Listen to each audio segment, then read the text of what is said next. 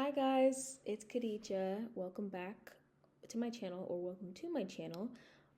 Today is very exciting because this month is Black History Month.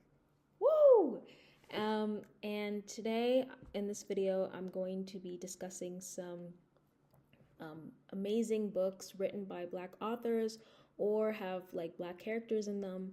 And yeah, it's really important to talk about these books, and just to acknowledge Black people and their creativity, especially in the literary world. There's so many amazing books written by Black people, Black authors, and I want to give their flowers, and as a Black person myself, um, it it makes me feel a little bit seen in some of these books.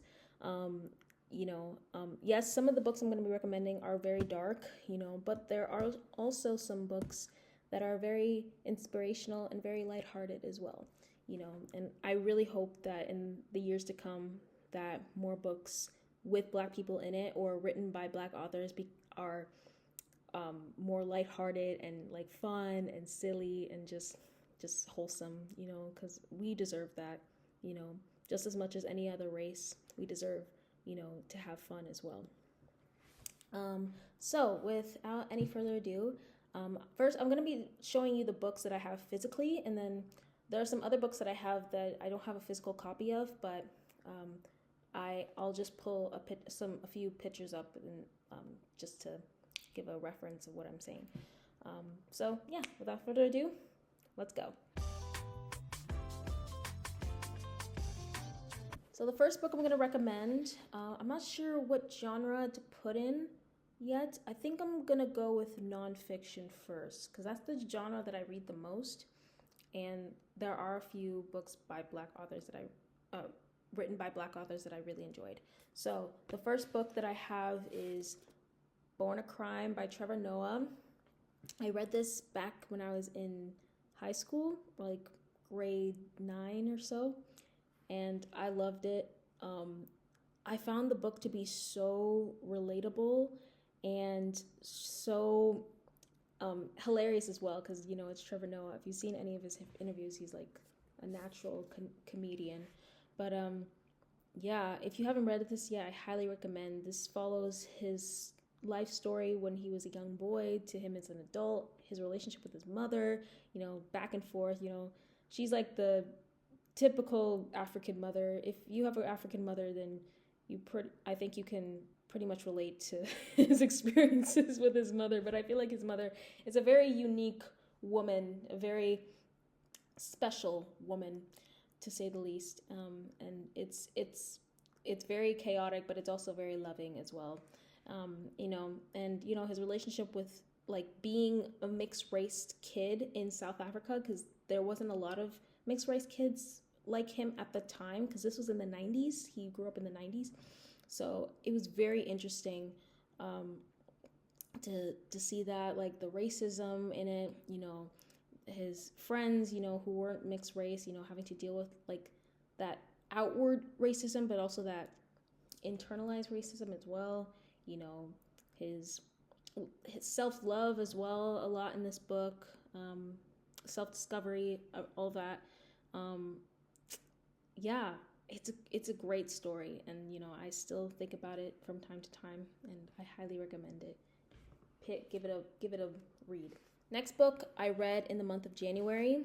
This is by an author named Toni Morrison. And I also have another book for her, which I haven't read yet, but I'm planning on reading it, hopefully by this month as well. So I read The Bluest Eye by Toni. This is not an easy book to read. It is not an easy book to read at all. It is very dark, very sad.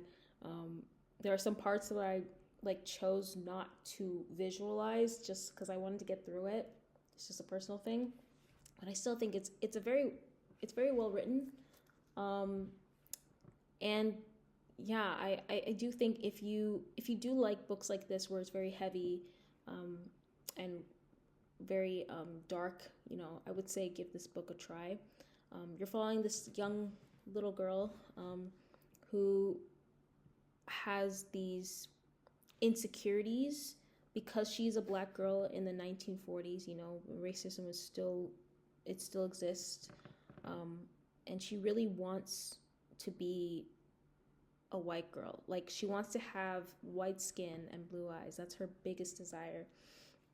And yeah, it's, unfortunately, I think things like that, especially like in our modern times where, you know, beauty is becoming a lot more diverse, but there are still and like you see a lot in media where there's a lot of like white people, white girls and boys who are known as like very attractive and things like that. You don't often see a lot of black people getting that same treatment a lot of the time, and I hope that changes in the years to come. And yeah, I think it's this really good commentary. Themes, trigger warnings for things of child assault, um, you know, like child R, child grape. I hope I don't get censored. And yeah, all these things that no child should ever have to go through ever. This is what happens to her, and especially to her own family, to one of her family members, they violate her. So it was very sad. Um, yeah, pretty graphic at times in this book, especially like for a short book like this. It's a heavy punch, but yeah, I would say give this a try if you're like emotionally strong to pick this up. I would say give it a try. And then I would say another book by her, which I really want to get into this month, hopefully, is Song of Solomon by Toni as well, again. I've heard good things about it. I've heard the synopsis, and I was just like, wow, like, I think I might read this, you know. Let me know in the comments if you have read it, like, if it's worth it. But yeah, like, it's about, all I know is I think this is about this family who, I think for them, they're a family, they're rich, but I think they move into like this neighborhood that's not very rich. I don't know. I might be butchering it. Who knows? I have to read the book for myself. I think one thing about Toni that I enjoy is her writing. I think she's a great writer. I think her writing is ahead of her time. It is a little hard to understand sometimes because like this was not written in the 21st century. None of her books were written, I think, in the 21st century. They were all written in the 20th century. So, but still, like I think this will be an interesting book to get into, you know. Sorry, I said I was gonna go into nonfiction, and here I am recommending like 2 fiction books. Sorry about that. But here's another nonfiction book to recommend. Becoming by Michelle Obama. I read that book, I think I was around 14. And Michelle Obama, you know, everyone should know who Michelle Obama is. And I also have her other book, which I forgot the name. I'll put it on the screen. But I had her other book as well. It's not as good as Becoming in my opinion, but still a nice book read. But yeah, it's about Michelle Obama's life, you know, growing up in the 60s, Black America, you know, all the relatable things, you know, being tall, you know, being dark skinned.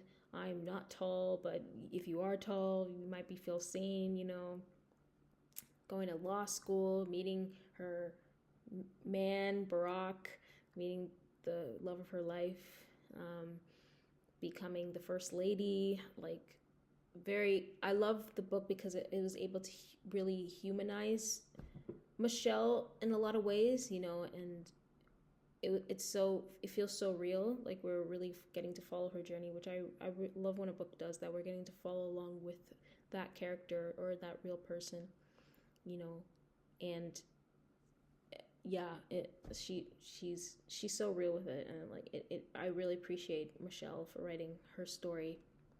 I think everybody in this month should pick the book up. Next book is also another nonfiction book. I read this book like, I don't know, like 5-6 years ago, and I still remember it. It's called Letters to a Young Brother by Hill Harper. Um, if you don't know who Hill Harper is, neither do I. I'm kidding. He's an actor.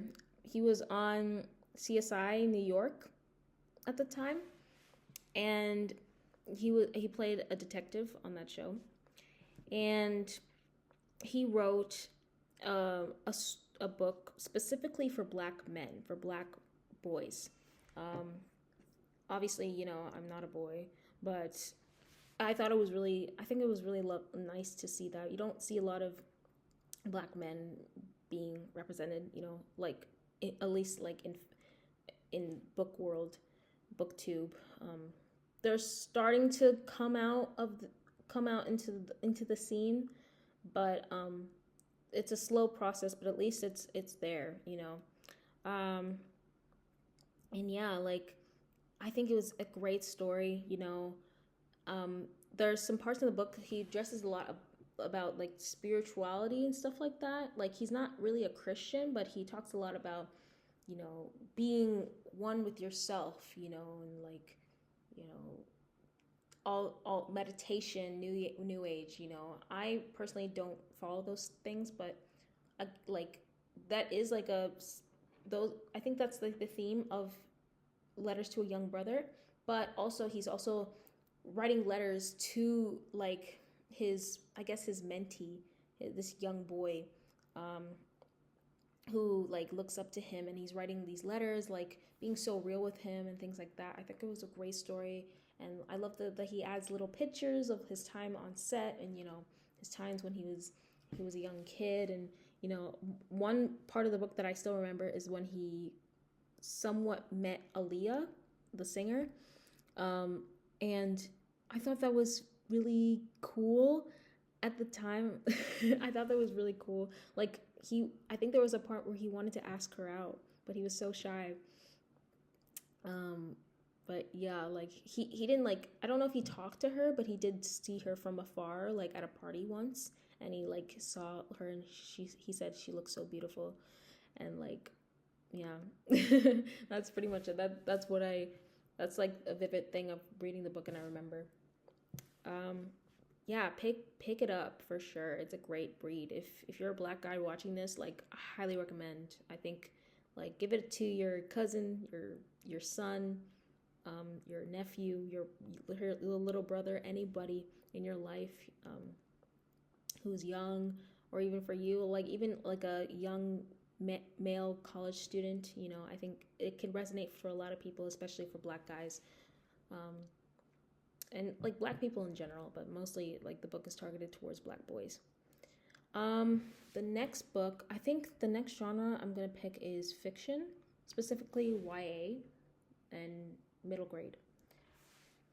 I read this last year. It's called Charming as a Verb by Ben Phillip. Did I say that right? Charming as a Verb. Yeah, great book. I did talk about it more in my books I read last year video, which I'll link down below if you're interested. And I go more in depth about my thoughts on the book, but I think it's a great book. I think it's a great story. You're following this kid who's Haitian American, and he lives in New York, and he meets this girl who goes to his school. Her name is Candace. She's like a really like top student, like almost valedictorian, not yet, but like she's like a straight A student, like very focused, all that. And one day, he has this business that he's working on, but like Candace finds out that he's like scamming people, like in this business, and she's like, okay, I'll make you a deal. I won't tell anybody your secret if you teach me how to be popular. You teach me how to be popular. And like, yeah, you know how it goes, like fake dating, if you're into that trope, it has it, and then they fall in love. You get this, you get the point. And yeah, I think it was a good book. I love, it was refreshing to get to see like a young Black love story, especially in books, because you don't see that often. We're, again, slow process. We're getting there. It is a process. We're seeing that more in pop culture, but it is a slow journey. Um, it is really nice, and it's somewhat healthy. It's a somewhat of a healthy relationship in that book. You have to read the book to figure out. But yeah, like I think the male character is really relatable. He keeps it real. You know, Candace is also pretty likable. She's a little uptight at times in the book, but I think she's great. And yeah, great characters, all that.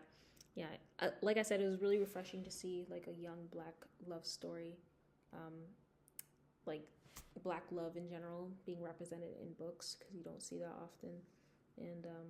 And it's YA, you know, so there's no like trauma or anything like that, trauma dumping, all that. There's none of that in the book, which I really loved. Yeah. I'll also mention another book with, it's not written by a black author, but it has a black character in it, and it was one of my favorite books as a kid. It's called The True Meaning of Spec Day, which I can't remember the title, but I'll put it somewhere in the video. It does have a black character in it. She's from Barbados.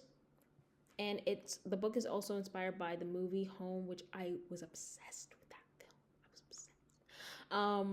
And I love the book as well.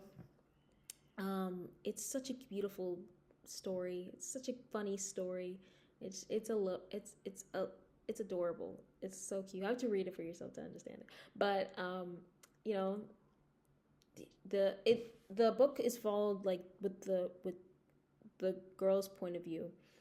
From Tip's point of view, she's doing like a project for her school, and she's like telling her story to her teacher, like what she did over the summer, and like how she met this strange alien who just came from outer space, and you know, and they work together to try to find her mother who's been abducted by the aliens. And yeah, it's a crazy story, but I absolutely loved it. It's so nostalgic, and I don't know, you have to read it. Loved it, loved it, loved it. And watch the movie as well. It is adorable. It's starring Jim Parsons and Rihanna. I love the movie. I hope they do a sequel. I hope. Like, I'm so obsessed. Anyway, yeah. Yeah, highly recommend. The next book I will recommend is also middle grade, but it's a little darker. It's for kids. It's a kid's book, but it's dark. The book that I'm talking about, sorry, I got cut off. Hang on, let me pull it up. It's called Hold Fast by Blue Balliet. I read this book back in 2017. I was in middle school at the time. I was in grade 7. I read this book when I was in grade 7. I was so young. But I remember this book left a huge impact on me at the time. And like, it was so sad, but also in a way sort of hopeful. You're following this young girl and her mom and her little brother, and they all get kicked out of their apartment because their dad like didn't pay rent, and he just left just like that, no warning. And then the whole family gets kicked out of their apartment, and then they have to live in a homeless shelter. And it's really sad, especially the scene where the people come to take them away. You have to read the book. I won't spoil anything, but you need to read it. It's very insightful. Although sad, the book might make you cry. Don't be fooled just because it's for kids. It is a sad read, but it's also an insightful read. It's also an inspirational read, you know, because the little girl in the book, she's very smart, and, you know, she loves writing, at least I remember. And, you know, like, I love her relationship with her brother. It's very sweet. Yeah, and like the mom, she tried her best. She felt like giving up because, like, you know, her husband or her baby daddy was like paying all the bills, and now that he's gone, like just like that, Like, now what is she gonna do? She doesn't have a job, none of that, and like she feels like she's lost purpose in her life. Her kids are like the only thing that's like keeping her going and keeping her alive, but like she feels so hopeless. But I love the family story. There's themes of hope and family, and even like the family that they make at the homeless shelter, like the people living there, like it. My goodness, they all like helped support them in any way they can. It was just beautiful, like that community um, element to the story was just so lovely. You know, just that found family trope. I love that trope. Like, you might be not be related by blood, but you are connected by love for sure. And yeah, it was beautiful. The next book I'll recommend, another book that I loved as a kid, which it came back to me as I was talking about Hold Fast, is called Bud Not Buddy. I forgot the author's name. Bud Not Buddy is something. I was obsessed with that book. I had such a weird obsession with that book as a child. It was my favorite book of all time at the time. And man, like, another amazing story. This young 11, 12-year-old boy and a suitcase just walks all across America. Not all across America, but like to a different state. He's like backpacking pretty much all by himself. And like he meets all these interesting people. He gets like a girlfriend at one point. It's like for like a day. He gets a girlfriend for like a day, and then like she's like, bye. But it's so great. It's such a great book. I think like his goal was to find his birth dad. I think like yeah, I loved it. I was obsessed with it. You have to read it. It's also a middle grade book. It's an old book. It was written in the 20th century, but it's great. It's phenomenal. Yeah. Also, there's another book that I read as a kid in grade 5. My teacher read it to us at the time. I forget the name. I'll pull up the image, but I forget. It's called. No, I'm not gonna say it. I forgot the name, but this is white boy, and he has these shoes, and he like runs all the way to another town, another state, all the way runs, and then he ends up in this place where it's just black people, and so he meets this family, and they pretty much take him in and treat him like a son now, pretty much, like. And yeah, it's great. It's so sweet. It's a sweet story. It's so chaotic. The book is so chaotic, but in the most wholesome way. And yeah, I also like, this is such a niche thing. I really like that the white boy and the girl that he was living with didn't end up together in the end. I thought, like, at the time when I was a kid, I used to ship them. I thought they would have been a cute couple. But I like that they didn't end up together, because like their family pretty much, like she's like an older sister to him, so it would have been pretty weird. So yeah, I thought it was really sweet. I thought, like, I loved that the family, they were skeptical of him, but because like they didn't necessarily try to like attack him or anything like that.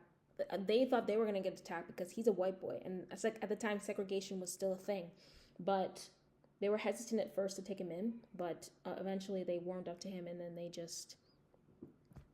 treat him as their own son, which I thought was beautiful. I'll pull up the book in the video at some point. I think it's great. It's a great read. I loved it as a kid, and I still love it to this day. And there's also a movie adaptation of it. It's not that great, but it exists. Yeah. Yeah. Okay. The next book I'm gonna recommend. God. Is that everything? I've been rambling and yapping for. Oh, okay. I do have others. I'm gonna recommend this author because I don't have the physical book with me. I have it somewhere in my closet, but I'll have to rummage through. But I'm gonna recommend Chimamanda Ngozi Adichie. She is a Nigerian author. She's written a ton of books. Um, she's great. She's an amazing writer. I love her writing so much. Um, I read Americana. That's my favorite book by her. I read Half of a Yellow Sun. I also read one of her early books, Purple Hibiscus. I think she's amazing. Like I appreciate like that she didn't make her books too traumatic. At least with Americana. Americana wasn't necessarily like a traumatizing read. At least at least I don't remember. I don't think it is. But yeah. I loved it. The Americana is like, man, it should have gotten a movie. It should have gotten a TV show or something. Like they scrapped it because of the pandemic. Lupita Nyong'o was supposed to be the lead female character, but they scrapped it before it can get developed. I really hope they pick it back up in the future because I do think it's a great story. Even if they make it into a movie or a TV show, that's fine by me. I think it's awesome. Half of a Yellow Sun. I didn't love it. I don't love the book. I do think the writing is nice, but it's also a great book as well. Moody adaptation. I didn't watch it. It doesn't look that good. You have to read the book. Purple Hibiscus is probably the darkest one out of the three. Um, Again, it's similar to the Bluest Eye. Similar to the Bluest Eye, it also follows a young girl. Um, there, I'm gonna give a little spoiler, because there was a part of the book where the dad boiled hot water and put her daughter in the bathtub and then like poured the hot water onto her feet so it burned, and like reading that was just so sad. Yeah, the father was kind of um a narcissist and an abuser, especially towards his wife. Yeah, I think that's everything. I might say more, but yeah, I've rambled on for a good amount. But yeah, those are all the books by Black authors in honor for Black History Month. I hope you enjoyed it. Um, Let me know in the comments down below if you have more book recommendations for me, or if you have your favorite books written by Black authors, or if they have Black characters in them. Let me know in the comments down below. Let's keep the discussion going. Like, I'm curious to hear your opinions. And yeah, like, yeah, happy Black History Month. And yeah, I'll see you in another video. Bye bye.